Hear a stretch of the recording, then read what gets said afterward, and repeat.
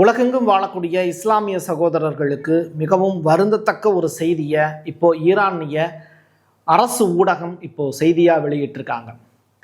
Ayatollah Ali கமினி அவர்கள் மரணம் அப்படின்னு, அதுவும் வீர மரணம் அப்படிங்கிறது தொடர்பான செய்தி. அவருடைய வயது 86. அவருடைய மரணம் எப்படி நடந்தது, இதற்கு ஏகாதிபத்தியம் செய்திருக்கக்கூடிய சூழ்ச்சி என்ன, அவரோடு யார் யாரெல்லாம் இறந்து போயிருக்காங்க, துபாய் மட்டுமல்ல, UAE மட்டுமல்ல, உலகின் மிக முக்கியமான நாடுகள் மீது ஈரான் இப்போது அதிபயங்கரமான ஒரு தாக்குதலுக்கு ரெடி ஆகிட்டு இருக்கு. அது தொடர்பான இன்ஃபர்மேஷன் தான் இந்த வீடியோ ஃபுல்லாக இருக்க போகுது. ஒரு தலைவன் மறைந்ததற்கு ஆதரவாக சில பேர், எதிராக சில பேர், ஆதாரங்களோடு தான் பேசுகிறோம், டீட்டெயிலாக பேசுவோம். வாங்க பார்க்கலாம் உறவுகளே. இது பிரசாத் சிக்னேச்சர். தென்னிந்தியாவின் கட்டடக்கலை ராஜாக்கள் creator constructions and north west interiors உங்களோட கனவு இல்லத்தை பிரம்மாண்டமாக கட்டி கொடுக்குறாங்க கிரியேட்டர் கன்ஸ்ட்ரக்ஷன்ஸ். அதோட கட்டி கொடுத்த வீட்டை இன்டீரியர் பண்ணி அழகாக்குறாங்க நார்த் வெஸ்ட் இன்டீரியர்ஸ். தொடர்புக்கு 7290799991. உங்களுடைய தொழில் சம்பந்தமான விளம்பரங்களை நமது சேனலில் ஒளிபரப்ப உங்களுக்கான அருமையான வாய்ப்பு. ஆபரேஷன் எபிக் ஃபியூரி, இந்த அடிப்படையில் தான் பென்டகன் சில விஷயங்களை செஞ்சாங்க. 700க்கும் மேற்பட்ட ஸ்ட்ரைக் டைரக்டாக ஈரான் மேலே நடத்தப்பட்டது. எதிர்பாராத தாக்குதலாகவும் இது இருந்தது. ஆனால் ஏர் டிஃபென்ஸ் சிஸ்டம் எல்லாம் செயல்பாட்டில் இருந்தாலும் கூட அமெரிக்காவினுடைய தாக்குதலுக்கு முன்னாடி ஈரான் சில இடங்களில் கோட்டை விட்டாங்க. அதில் ஒன்று தான் மிகப்பெரிய அளவிலான பாதுகாப்பு ஓட்டை. கமினி அவர்களும் பாதுகாப்பு உயரதிகாரிகளும் இருக்கக்கூடிய இடம் கசிந்தது. எப்போதுமே உளவு தகவல்கள் அப்படிங்கிறது வெகு வேகமாக வேறு இடத்துக்கு பரிமாறப்படும். அந்த வகையில் ஈரானில் ஏகப்பட்ட ஸ்பை, இஸ்ரேலிய ஸ்பைஸ் இருக்காங்க. ஏன் அரசு அதிகாரிகளில் கூட ஸ்பைஸ் இஸ்ரேலுக்கு ஆதரவாக செயல்படுறாங்க. ஸோ இடங்களை கண்டறிந்து வேட்டையாடி இருக்காங்க இஸ்ரேல், அமெரிக்காவினுடைய ஆயுதத்தின் துணையோடு. 700 ஸ்ட்ரைக்ஸுங்கிறாங்க. 40க்கும் மேற்பட்ட மூத்த தலைவர்களுடைய மரணம் நிகழ்ந்திருக்கு அப்படிங்கிறது தகவல்.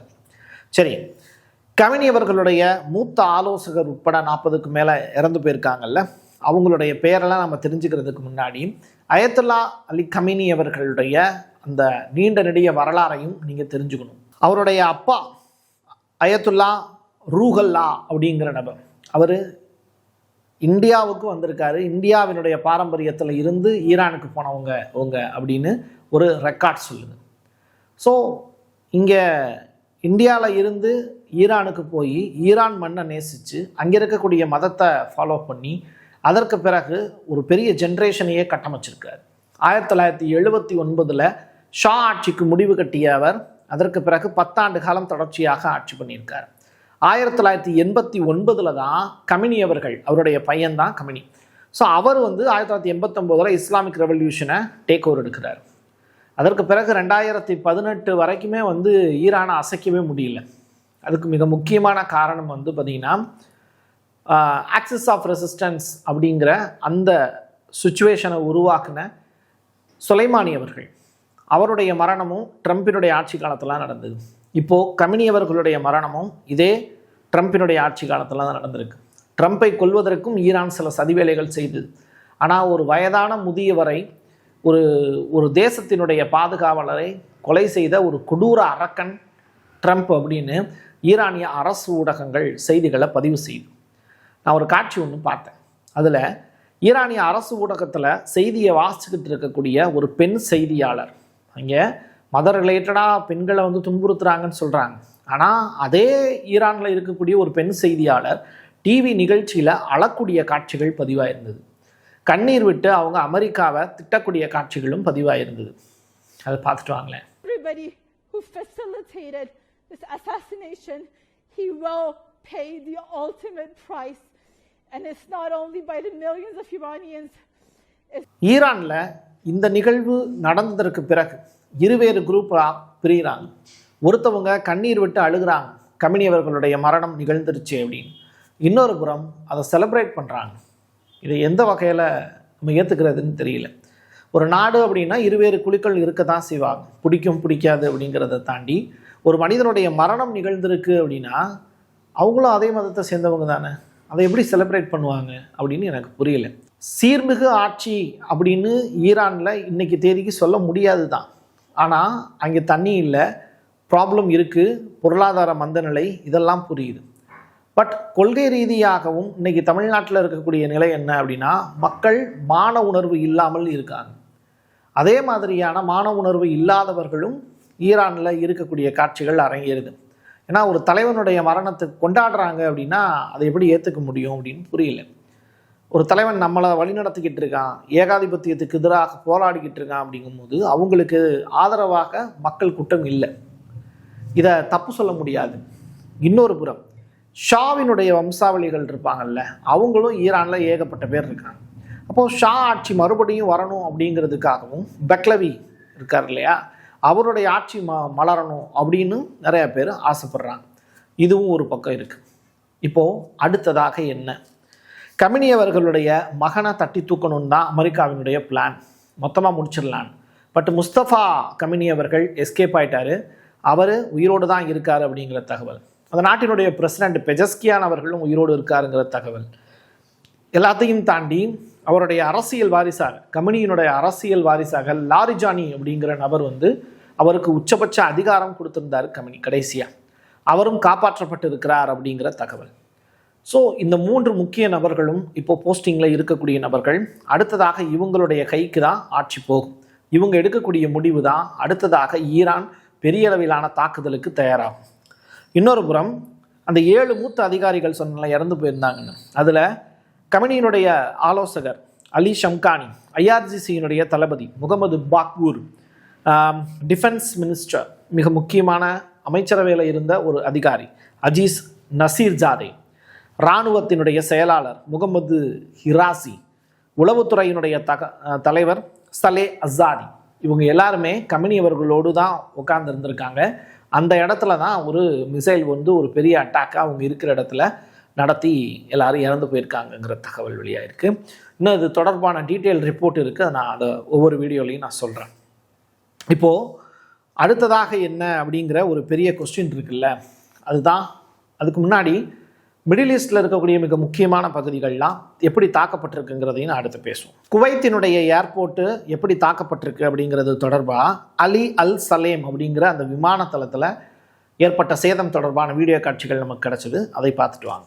யுஏஇனுடைய அபுதாபி விமான நிலையம் ஈரான் தாக்குதலில் ஒரு நபர் இறந்து போயிருக்காரு. ஏசியாவை சேர்ந்த 7 பேருக்கு காயம் ஏற்பட்டிருக்கு அப்படிங்கிற தகவல். அங்கே இருக்கக்கூடிய இந்தியர்கள் குவைத்து, கத்தாரு, ஓமன், ஜோர்டானு, அதற்கு பிறகு சவுதி அரேபியா, யுஏஇயில் இருக்கக்கூடிய நம்முடைய இந்தியர்கள் நிறையா பேர் இப்போ சிரமப்பட்டுக்கிட்டு இருக்காங்கங்கிற தகவல். ஒரு இடத்துலேருந்து இன்னொரு இடத்துக்கு மூவ் ஆகலை. வாழ்வா சாவா அப்படிங்கிற ஒரு பெரிய போராட்டத்துக்கு இடையில் சிக்கி தவிக்கிறாங்க. ஏகப்பட்ட நண்பர்கள் அங்கேயும் நமக்கு இருக்காங்க. அங்கேருந்து கத்தாரிலேருந்து கிடைக்கக்கூடிய செய்திகள், அனுப்பக்கூடிய தகவல்களையும் நான் பார்த்துக்கிட்டு தான் இருக்கேன். ஒரு அப்பா ஈரானில் தன்னுடைய குழந்தை, அந்த தொடக்கப்பள்ளியில் ஒரு 60 குழந்தைகள் இறந்து போச்சு, அதனுடைய அந்த டைரி, அது வச்சுருந்த பேனா, பென்சில் இதெல்லாம் எடுத்து பார்த்து கண்ணீர் வடிக்கக்கூடிய காட்சிகள் அரங்கேறிச்சு. ஈரானில் அங்கே இருக்கக்கூடிய மக்களை அந்த அரசு கொண்டுச்சு அப்படின்னு சொல்லி, அந்த மக்களுக்காகன்னு சொல்லி இப்போ அமெரிக்கா போர் தொடுத்தாலும் அங்கே இருக்கக்கூடிய மக்களை தான் அமெரிக்காவும் கொண்டிருக்கு அப்படிங்கிறதுக்கு நீங்கள் புரிஞ்சுக்கணும். அமெரிக்கா உலகத்தில் எந்த நாட்டுக்கும் நல்லது செஞ்சதா வரலாறே கிடையாது. ஈரானில் இருக்கக்கூடிய எண்ணெய் வளத்திற்காக மட்டுமே இவ்வளவு பெரிய போரை நடத்துகிறாங்க. ஷாவினுடைய அடிமை அரசை அந்த இடத்துல நிறுவுவதற்கு மட்டுமே முயற்சிகளை எடுக்கிறாங்க. இதை தாண்டி மிடில் ஈஸ்டினுடைய அமெரிக்க தளங்கள் மீது ஈரான் தொடர்ச்சியாக போரை தொடுக்க போகிறதா, இல்லை கமினி அவர்களுக்கு 40 நாட்கள் துக்கம் அனுசரிக்கிறோம் அப்படிங்கிறத அனௌன்ஸ் பண்ணியிருக்காங்க. அந்த 40 நாட்கள் எந்த விதமான போரும் இல்லாமல் அமைதி வழியை நாட போகிறாங்களா? அமைதி வழி அப்படின்னா இப்போதைக்கு அமெரிக்காவினுடைய பாலிசி அடிமையாவது மட்டும்தான். அந்த அடிமை சாசனத்தை கமினி அவர்களுடைய வாரிசுகள் எடுக்க போகிறார்களா அப்படிங்கிற ஏகப்பட்ட கேள்விகள் இருக்குது. அந்த கேள்விக்கான பதிலோட அடுத்த வீடியோவில் நான் உங்களை சந்திக்கிறேன்.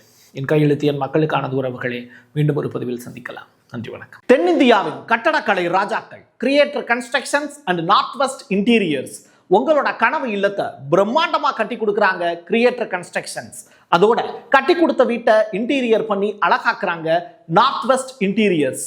தொடர்புக்கு 7299079991. உங்களுடைய தொழில் சம்பந்தமான விளம்பரங்களை நமது சேனலில் ஒளிபரப்ப உங்களுக்கான அருமையான வாய்ப்பு. Prasad signature media broadcasting private limited. நீங்க நியூஸ் ரீடரா மாறணுமா, கண்டென்ட் கிரியேட்டரா உருவாகணுமா, சேட்டலைட் சேனல்ல ரிப்போர்ட்டரா வேலை பார்க்கணுமா, டாக்குமெண்ட்ரி மேக்கிங்ல இருந்து ஜேர்னலிசம் பற்றிய முழுமையான பயிற்சி பெற உங்களுக்கான அருமையான வாய்ப்பு. எங்களை தேடி வாங்க.